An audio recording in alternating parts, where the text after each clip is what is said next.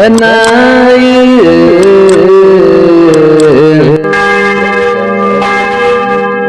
ዳግመኛም በዚህች ቀን ከኒቆዲምያ አገር ሐዋርያዊት ቅድስት ቴክላ አረፈች። ይህችም ቅድስት በቅዱስ ሐዋርያ ጳውሎስ ዘመን ሐዋርያዊት ሆነች።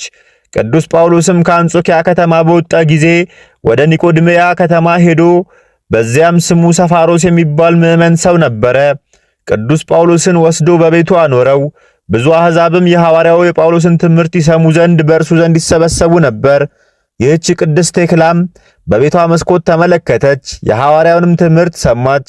እንዲሁም ትምህርቱን እያዳመጠች ሳትበላና ሳትጠጣ 3 ቀኖችን ቆየች። ትምህርቱም በልቧ አደረ። አባትና እናቷ ቤተሰቦቿም ሁሉ አዘኑ። ከምክሯም እንድትመለስ ሐዋርያው ጳውሎስንም እንዳትከተል ለመኗት። ነገር ግን አልሰማቻቸውም። ሁለተኛም አባቷ ወደ ንጉሡ ሄዶ ሐዋርያው ጳውሎስን ከሰሰው። ንጉሡም ወደ እርሱ አስቀርቦ ስለ ሥራው ጠየቀው። ነገር ግን የሚቀጣበት ምክንያት በላዩ አላገኘም ነበር።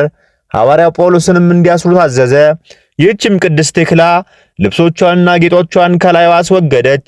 ወደ ቅዱስ ጳውሎስም ሂዳ ከእግሩ በታች ሰገደች። በእርሱ ዘንድም እየተማረች ተቀመጠች። ወላጆቿን በፈለጓት ጊዜ አላገኟትም። በሐዋርያው ጳውሎስ ዘንድ እርሷ እንዳለች ሰዎች ነገሯቸው። በመኮንኑም ዘንድ ከሰሷት። እርሱም በእሳት እንዲያቃጥሏት አዘዘ። እናቷም ስለ እርሷ ሴቶች ሁሉ እንዲገሰጹና እንዲፈሩ አቃጥሏት እያለች ጮኸች። ብዙዎች የከበሩ ሴቶችም በሐዋርያ ጳውሎስ ትምህርት አምነው ነበርና እርሷ ግን በሚያቃጥሏት ጊዜ ልቧን አጽንታ ቅዱስ ጳውሎስን ተመለከተችው። ዳግመኛም ሲጸልይ ቅዱስ ጳውሎስን አወጡት። በላዩም በመስቀል ምልክት አማተበ። ራሷንም ወደ እሳቱ ምድጃ ወረወረች። ሴቶችም ያለቅሱላት ነበር። ያን ጊዜም እግዚአብሔር ብዙ ዝናብ፣ በረድና መብረቅ ላከ። የእሳቱም ምድጃ እንደ ቀዝቃዛ ጠል ሆነ። ቴክላም ሩጣ ወደ ቅዱስ ጳውሎስ ተሰውሮ ወዳለበት ቦታ ደረሰች። ራሷንም ላጭታ ትከተለው ዘንድ ለመነችው። እንዲሁም አደረገላት። ወደ አንጾኪያ ከተማም በሄደች ጊዜ ከመኳንንቶቹ አንዱ ሊያገባት ፈለገ። መልኳ እጅግ ውብ ነበረና እርሷም ዘለፈችው፣ ረገመችውም። እርሱም በዚያች አገር ገዢ በሆነ በሌላ መኮንን ዘንድ ከሰሳት። እርሱም ለአንበሶች እንዲጥሏት አዘዘ። በአንበሶች መካከልም 2 መዓልት 2 ሌሊት ኖረች።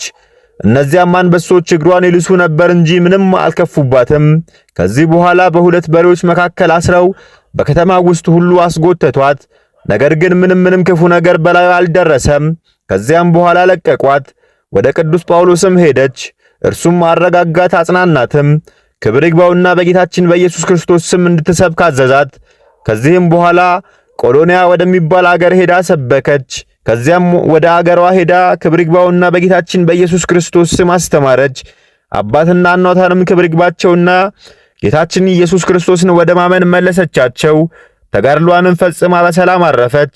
የሐዋርያነት አክሊልንም ተቀበለች። ስጋዋም በግብጽ ደቡብ ሰንጋር በሚባል አገር እስከ ዛሬ አለ። ከስጋዋም ብዙ ድንቅ ተአምር ተገለጠ። ለእግዚአብሔር ምስጋና ይሁን። እኛንም በሰማዕቷ ቅድስት ቴክላ ጸሎት ይማረን፣ በረከቷም ከእኛ ጋር ይሁን ለዘላለሙ አሜን።